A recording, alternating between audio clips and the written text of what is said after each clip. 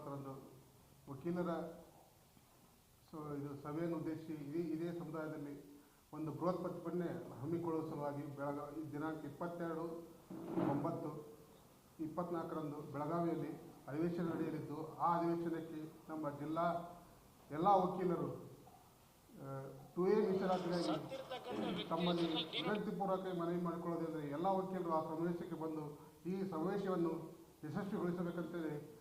ಎಲ್ಲ ವಕೀಲರಲ್ಲಿ ಮತ್ತು ಪಂಚಮಸಾಲಿ ಸಮುದಾಯದಲ್ಲಿ ಈ ಮೂಲಕ ತಮ್ಮ ಕೇಳಿಕೊಳ್ಳುತ್ತೇವೆ.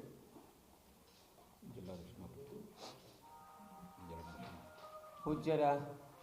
ಪಾದಕಮಲಕ್ಕೆ ಹನಿಮಣಿದು ಇವತ್ತಿನ ಈ ಒಂದು ಕಾನೂನು ಹೋರಾಟದ ಬೃಹತ್ ರಾಜ್ಯ ಮಟ್ಟದ ಸಮಾವೇಶದ ಬಿಜಾಪುರ ಜಿಲ್ಲಾ ನ್ಯಾಯಾಧೀಶರ ಮಾಧ್ಯಮ ವಕ್ತಾರಾಗಿರ್ತಕ್ಕಂಥ